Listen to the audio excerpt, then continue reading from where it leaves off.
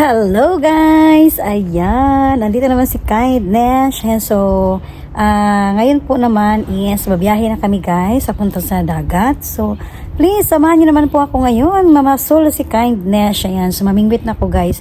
Ito yung ito po yung pinaka, yung mawala yung pagod ko. Yan po guys, lalo na kapag nasa tabing dagat tayo. Yun lang po talaga ang pinaka ko guys. Yung mawala yung stress. Ayan. So, this time is mag-fishing tayo. So, yun po yung tulad sinasabi ko noon. May kuha man tayo o wala. Ox na ox lang po yung kay Kindness. Ang importante is nakapag-relax po tayo guys. Ayan. So, isa yun sa mga tips ko guys na kapag nalulungkot tayo, dinadala natin sa buhay, ano man ang problema, meron tayo, pagod, stress, lalo na sa trabaho. Ayan. So, huwag tayong padala sa anuman yung mga dinadala natin na mga lalo na po yung mga sitwasyon. Ayan, so dasal lang palagi. Ayan, pikit mata lang po si Kindness. Dasal lang po ako palagi guys. At katulad nito, magpunta tayo sa dagat or manonood po ng mga nakaka-good vibes na mga movie. Ayan, yan lang po. Isa po talaga yun guys, magandang view. Ayan, so panoorin na lang po ako. Yan. So, di ba? Ang haba ng intro ko. So, yun guys. Pakita ko po sa inyo ngayon. Yan. So, same as usual. Kung ano po yung mga bit-bit ni Kindness. At this time, may bago po ako guys. Yan. Nakita nyo po yung kulay green na to. So, mamaya sa dagat, i-explain ko po sa inyo kung ano pong meron dyan. Yan. Para at least naman po yung sino po yung mahilig mo fishing. Yan, tapos gusto niyo po buhay na isda na makuha natin. Yan. So, pakita ko lang po sa inyo mamaya pagdating natin sa beach. So, this time is babiyahin muna tayo at kasama ko po ngayon ang aking brother-in-law. Ayan. Medyo maingay si Kindness ngayon dahil may kasabay ako na brother-in-law ko guys na bibo rin. Alright? Okay. At maya is alis na po tayo guys. Ayan na po guys, at handang-handa na po tayo sa ating biyahe ngayon. Ayan, yung ating fishing rod natin. At syempre may mga space pa tayo sa likod dahil nga po, may gamit din yun si bro. Ayan, yung aking brother-in-law po guys, marami din po yung gamit. Ayan, alright. So, syempre hanggang gabi po ang pamimingwit namin. So, ito yung pinaka namin guys na magbanding po, rest sa mga work talaga. Yan. So, handang-handa na po. May space pa tayo. Yan. Tapos, ayan, update ko po kayo guys. Ang ganda po ng weather ngayon sa Japan. Yan. So, sa mga nakarang upload ko po, napakita ko po sa inyo ang napakagandang mga sakura. Ayan, or cherry blossom. This time is, hindi mo napapasyal si Kindness. Tignan natin bukas guys, kung makakapasyal po ako. Ayan. So, ang ganda-ganda po talaga ng weather ngayon. Ayan na guys. Let's go na. At syempre, daanan ko po muna yung aking brother-in-law guys. Para medyo masaya tayo ngayon dahil may mga kasama si Kindness. Yan po. Alright. Kahit saan talaga ang sakura. Wow. Ang ganda ng bulaklak na kulay yellow. Pupuntahan ko nga dyan mamaya. At magpaano ako dyan. Picture ako dyan guys. Okay. So syempre may mga gamitan pa yun. Ang aking brother-in-law. Alright.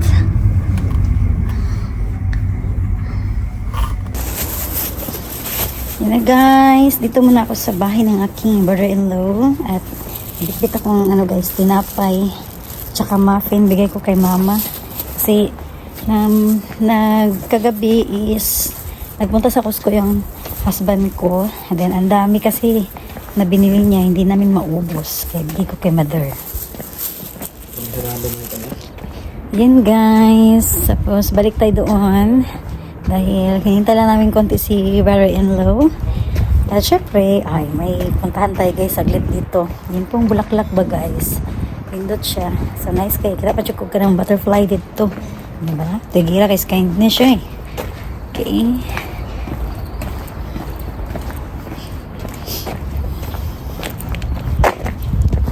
Yan. Ang ganda ng ang ganda po ng weather ngayon guys. Hindi siya masyadong malamig. tapos hindi rin siya masyadong mainit. Sana ganito lang palagi yung yung weather, no?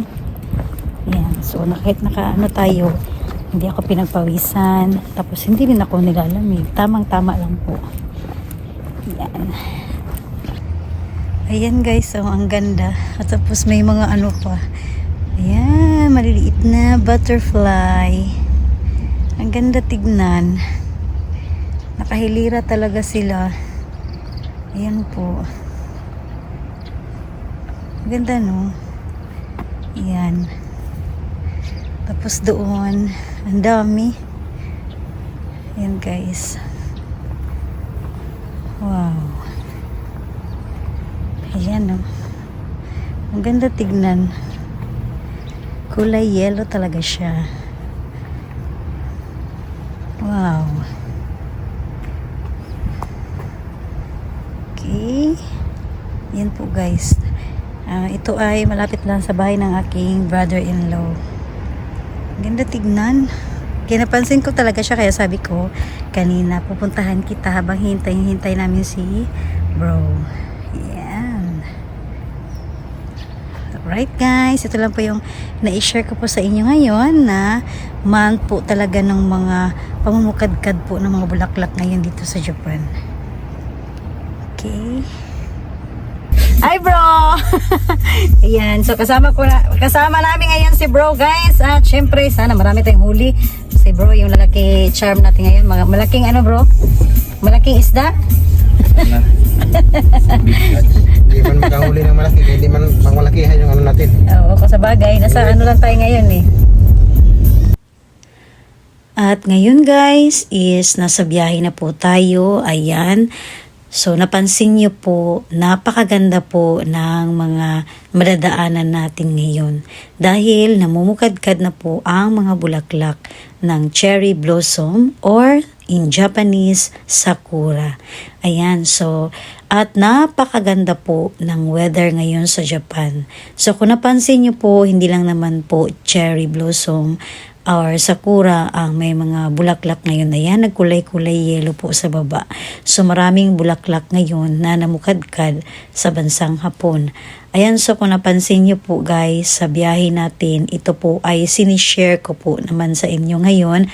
Pinapakita ko po yung habang nasa biyahe tayo, marami tayong madadaanan na napakagandang view na makikita. At nakikita niyo po ngayon guys, grabe talaga, talagang blooming na bloom po talaga ang sakura. Ayan po. So, ayan guys, so marami ngayon dahil araw po ng Sabado, marami rin pong bumabiyahe. Lalo na po at may tinatawag ngayon na Matsuri or yung parang fiesta po ng sakura. So, maraming mga magaganap na mga celebration po mamayang gabi. Yan. Pero si Kindness, ayan, bumiyahe tayo at papunta tayo sa dagat.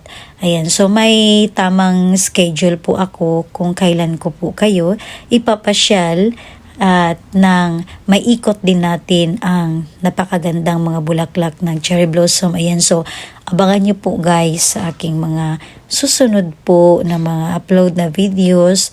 Ayan, ma-share ko po rin sa inyo ng malapitan ang cherry blossom.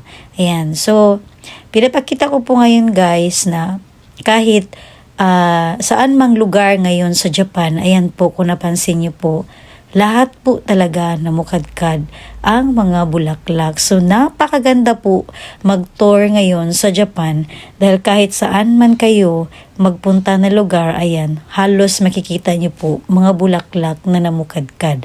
So ito yung pinaka magandang buwan na pwede po tayong magdesisyon kung kailan nyo po mag-tour dito sa Japan.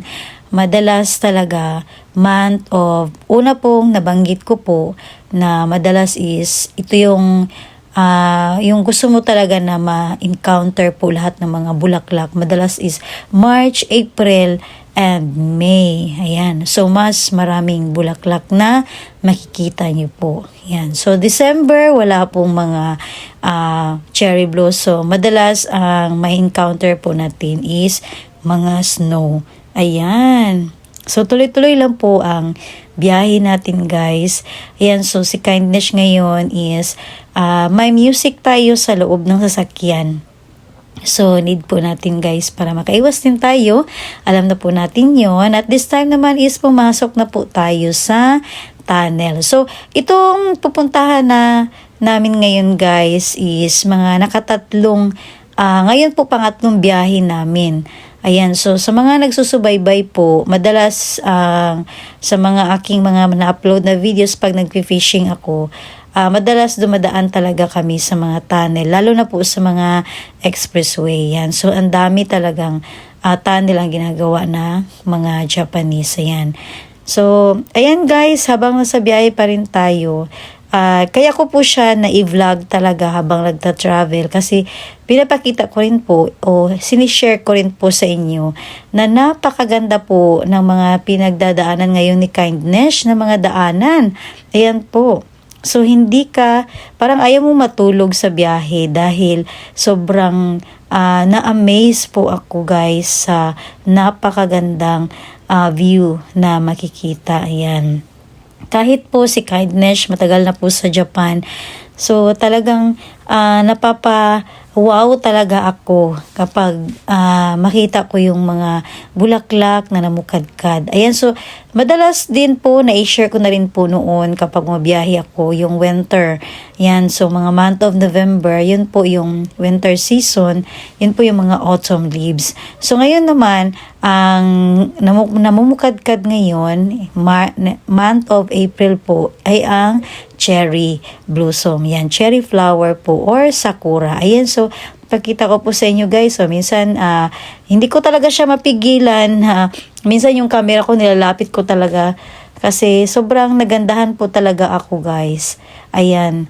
So alam ko yung mga kababayan ko po na kahit nandito na po sila sa Japan, pareho po kami ng mga iniisip kapag bloom na po ng mga flowers. Ayan, madalas talaga pumupunta po kami sa mga park.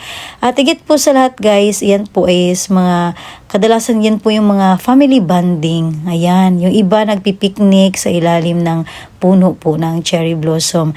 Ayan, wow. Ayan guys, so iba-iba ang kulay ng cherry blossom. Na-amaze po ako guys kasi alam mo yung may pink, may dark pink, ayan, so may parang may halong brown na pink, yung parang ganun guys.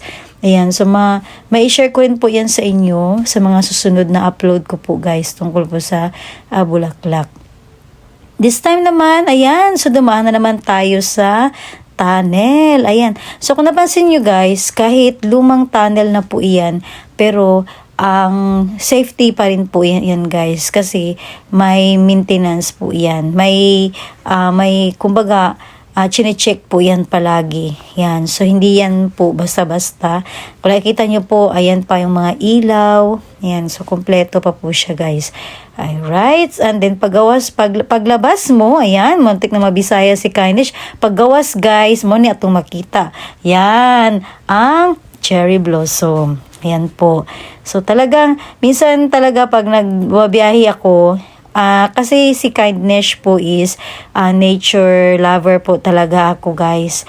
Ayan, so mas gusto ko kasi sa mga province. Yan po. Parang nakakapagod bumiyahe pero mas nag-enjoy ako at mas gusto ko po talaga yung malalayong biyahe. Yan po. Kasi para sa akin, alam mo yung enjoyin natin yung ating sarili. Yan, hindi lang puro trabaho. Ayan po. Katulad po nito guys, nakaka-amaze yung mga view na kung saan tayo pwedeng travel. Ayan. Lalo na po pagkasama natin ang pamilya. Ayan, katulad po nito guys. So, alright. Napakaganda po yung dinadaanan ngayon ni Kindness. Ayan. So, this time naman guys, medyo malapit na rin po tayo. Ayan. Tapos, ayan guys, so hindi ko rin talaga mapigilan siya na ilapit ko talaga yung aking camera. Minsan nawawala talaga ako sa pag-vlog guys kapag nakita ko po. Yung parang alam mo yung speechless ka, yan po. Kasi sobrang nakaka-amaze po talaga ang bulaklak. Alam mo yung nawawala yung mga dahon niya. Puro bulaklak talaga. So ayan guys, nandito tayo ngayon sa Plan 6. So dumaan kami. At nakalimutan kami guys. Pinakamahalagang nakalimutan po namin yung pangkuha po ng tubig sa dagat guys. Yan. Tapos bibili na lang din ng yelo. Yan. Alright guys. Para kailangan po yun guys. Kasi hindi kami makakuha ng tubig sa dagat kapag wala po iyon. Yan po. Tapos pasok tayo dyan. Yan po. So sana nag-enjoy po kayo sa mga dinaanan natin ng mga cherry blossom or in Japan, sakura. Ayan. So ang dami pong namukmukadkad ngayon na sakura. So sana may time pa ako bukas para may pupuntahan. Marami akong puntahan bukas sana guys na sakura talaga. So titingnan ko po yung oras ko po. Ayan. Ayan na guys. Nakabili na po kami ng pangkuha po ng tubig sa dagat guys. Ayan. So sa pinaka-importante nakalimutan po. Alright. Pero okay lang. Ayan. Nakompleto pa rin. Pero medyo late na kami guys. Marami ng isda ngayon. Makalangoyin na lang ni Kindness to mamaya. Ayan, so puputuloy ko po muna ito guys. At kasi malapit na po kami sa dagat. Syempre mahaba-haba na rin pa yung video na vlog ko po kanina. Ayan, so thank you po sa pagsubaybay nyo po sa daan kanina yung mga cherry blossom. So sinishare ko lang po guys, ngayong buwan na to is marami po talagang mga bulaklak na namukadkad ngayon. Ayan, so at ako muna ay magpapaalam sa inyong lahat at please po abangan nyo lang po ang susunod ko po na upload na videos kung may kuha ba tayo ngayong gabing ito. Alright, bye guys! Domo arigatou gozaimasu!